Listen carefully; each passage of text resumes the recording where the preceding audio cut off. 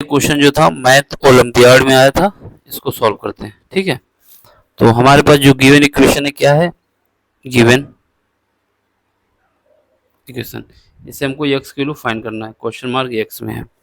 Given equation क्या है हम लोगों के पास, 8 की पावर x प्लस 2 की power x is equal to 130। ठीक, ये हमको गिवन है। इसको इक्वेशन नंबर फर्स्ट कर लेते हैं, या फिर अभी इसको फर्स्ट नहीं मानते, इसको सॉल्व करते हैं। तो इसको हम क्या लिख सकते हैं, 2 की पावर 3 की पावर x प्लस 2 की power x is equal to हम लिख सकते हैं 130। और सुनो, अब इसको हम ऐसे भी लिख सकते हैं 2 की पावर x की होल पावर 3 प्लस 2 की पावर x माइनस 130 बराबर 0। क्या यूज किया हमने इस बार, जो प्रॉपर्टी यूज की है, अगर a की पावर n होता है की होल पावर m होता है, तो उसको हम लिख सकते हैं a की पावर m की होल पावर n, यानी आपस में पावर को इंटरचेंज कर सकते हैं अगर मल्टीप्लाई में है, क्योंकि दोनों मल्टीप्लाई में होते हैं, किसी को भी आगे पीछे कर दें। ठीक, तो ये इक्वेशन हमारी फर्स्ट हो जाएगी। अब क्या करना है, लेट कर लेना है। क्या लेट कर लेना है, y इज इक्वल टू हमारे पास है 2x, जहां पर भी x है वहां पे हमें क्या रखना है, y is equal to 2x, जहां पर भी है वहां पे y रखना है। ये इक्वेशन नंबर सेकंड हो गई। तो अब क्या करेंगे, जहां पर भी 2x है वहां पे y रख दें। तो फिर हम इक्वेशन फर्स्ट में क्या है, 2, जहां पर 2x है वहां पे क्या रखना है, हमें y रखना है। तो ये इक्वेशन नंबर फर्स्ट है हमारी इस इक्वेशन पे। तो यहाँ पे क्या हो जाएगा, y का क्यूब, ठीक, प्लस y माइनस 130 बराबर 0 आ जाएगा। ठीक है, अब हमें इसको क्या करना है, या तो हम क्या करें कि y बराबर 1 पुट करें, देखें क्या सेटिस्फाई हो रहा है। अगर सेटिस्फाई हो रहा है 1 पे, तो हमारे पास इसकी वैल्यू आ जाएगी 1, 1।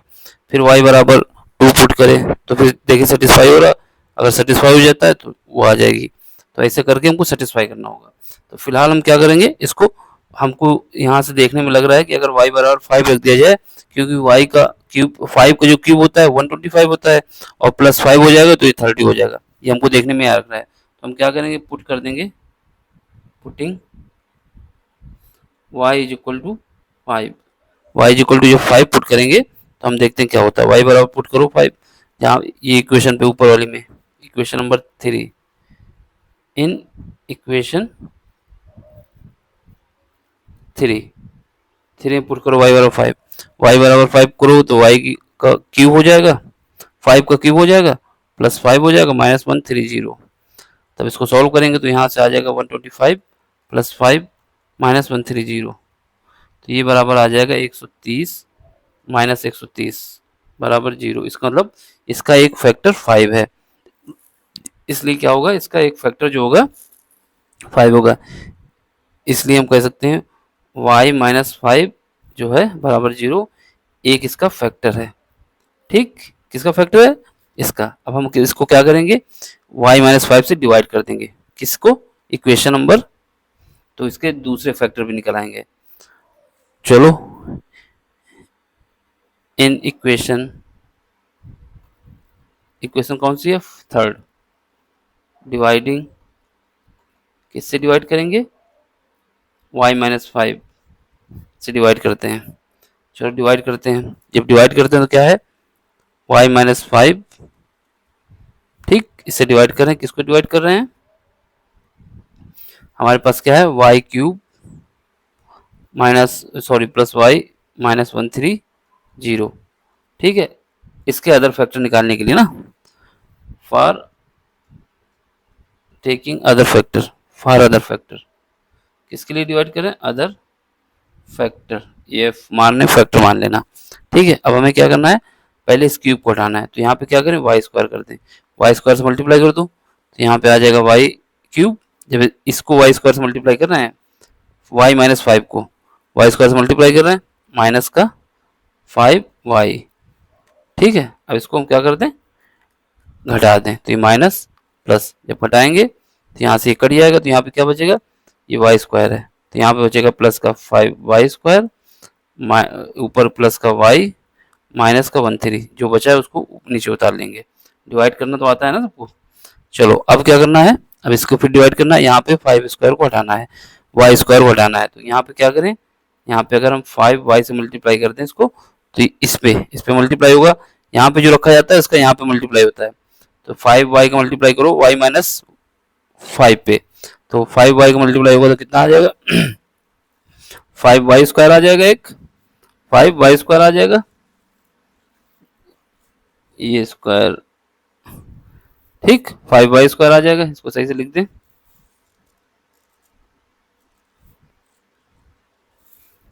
5y स्क्वायर आ जाएगा, ठीक है। और क्या है, फिर उसके बाद 5y किसके साथ होगा, कितना आ जाएगा माइनस का 25y आ जाएगा, ठीक। और बस और कुछ नहीं आएगा। चलो ये हटाओ, पीछे जो लिख गया ये नहीं आएगा। अब इसको हमें क्या करना है, फिर घटा देना है, क्योंकि डिवाइड होता है तो घटाया जाता है ना, तो ये माइनस हो जाएगा, ये प्लस हो जाएगा। देखो यहाँ से ये कट जाएगा, और यहाँ पे कितना है, ये y है, यहाँ पे प्लस का 20y है, 25y है, तो कितना हो जाएगा 26y प्लस माइनस का 130, ठीक। तो हमारे पास क्या है, ये आ गया। अब देखो, अब एक बार, अब कितनी बार जाएगा 26 बार, 26 बार क्यों जाएगा, हमको डिवाइड जब तक करना होता है जब तक यहाँ पे हमारे पास जो रिमाइंडर आ रहा है उसकी डिग्री जो डिवाइडर है उससे कम ना हो जाए। तो अभी ये y है, ये भी y है, तो अभी एक बार और जाएगा, कितनी बार जाएगा 26, इस बार 26y को हटाना, 26 का मल्टीप्लाई कर दो तो कितना आ जाएगा 26y माइनस 26 का मल्टीप्लाई होगा तो 5 से कितना आ जाएगा 130, कितना आएगा 130। जब इसको काटेंगे कितना आ जाएगा, ये माइनस हो जाएगा, ये प्लस हो जाएगा, तो ये इससे कट जाएगा, ये इससे कट जाएगा, रिमाइंडर कितना है 0। यानी जो दूसरी वो बन गए जिससे अदर फैक्टर को निकालना है, ये इक्वेशन बन गई। तो इसकी इक्वेशन क्या हो गई, जो जनरल इक्वेशन हो गई हमारे पास, क्या हो गई y माइनस 5 एक ब्रैकेट में Y square plus 5y plus 26 बराबर 0। तो ये हमारे पास इसके रूट्स निकल आए, इक्वेशन निकल आई, ठीक है। तो ये हमारे पास कंडीशन बन गई। तो एक बार क्या करेंगे, y माइनस 5 बराबर 0 रख देते हैं, दूसरी बार y square plus 5y plus 26, ठीक 26 है ये बराबर 0। अब हमें क्या करना है, इनको सॉल्व करना है और y की वैल्यू निकालनी है। तो एक y की वैल्यू हमारे पास आ जाएगी 5, ये तो पहले निकाल चुके थे। अब इसको सॉल्व करो, इस इक्वेशन को, इस इक्वेशन को सॉल्व करने के लिए हमारे पास जो क्वाड्रेटिक का फार्मूला होता है, क्वाड्रेटिक का फार्मूला क्या होता है, क्वाड्रेटिक का फार्मूला हमारे पास जो होता है, फार्मूला कौन सा होता है, फार्मूला फार्मूला हमारे पास होता है x इज इक्वल टू होता है minus b plus minus under root b square minus 4ac divide by 2a। अगर क्वाड्रेटिक इक्वेशन होती है तो उसको सॉल्व करने का फार्मूला हमारे पास ये वाला होता है, ठीक है। इस फार्मूले का हमें यूज करना है और y की वैल्यू निकालना है। तो सबसे पहले अगर इसके इस इक्वेशन के रूट्स एग्जिस्ट करते हैं तो इसका जो डिटर्मिनेंट है, यानी यहाँ पे ये जो है इसकी वैल्यू 0 या निगेटिव नहीं होनी चाहिए, मतलब 0 हो सकती है, निगेटिव नहीं होनी चाहिए रियल रूट्स के लिए। For real roots, for real roots जो डिटर्मिनेंट है वो क्या होना चाहिए, greater than or equal to 0 होना चाहिए, बी स्क्वायर माइनस 4ac, ठीक। अब इसको निकालो डी, डी की वैल्यू क्या आएगी, बी की वैल्यू कितनी है यहाँ पे 5 है, यानी 25, इसका स्क्वायर है ना ये 5 का, माइनस 4, 4 कितना है, ए कितना है 1 है, सी कितना है 26 है, इसका मल्टीप्लाई करो कितना आ जाएगा, यहाँ से हमारे पास 25 माइनस इसका जब मल्टीप्लाई करोगे तो कितना है 4 24 8 8 तो 10 104, ठीक। इसका मतलब क्या आएगा, ये निगेटिव आ जाएगा, ये माइनस में आएगा निगेटिव। जब निगेटिव आ जाएगा तो इसका कोई रियल रूट्स नहीं है, no real roots, no real roots. जब कोई रियल रूट्स नहीं है तो केवल एक रूट्स है, सो इसलिए इसलिए only one real roots, one real roots. क्या हो जाएगा वो हो जाएगा मेरा y इज इक्वल टू 5। जब y इज इक्वल टू 5 हो जाएगा तो इक्वेशन नंबर किस पे जाओगे, इक्वेशन नंबर फर्स्ट पे जाओ, सेकंड, ये इक्वेशन नंबर सेकंड है ना, सेकंड, इक्वेशन सेकंड पे जाओ। क्या माना था इसको, फर्स्ट माना था, सेकंड, सेकंड है तो सेकंड पे जाते हैं। तो फ्रॉम इक्वेशन किससे, सेकंड, फ्रॉम इक्वेशन सेकंड,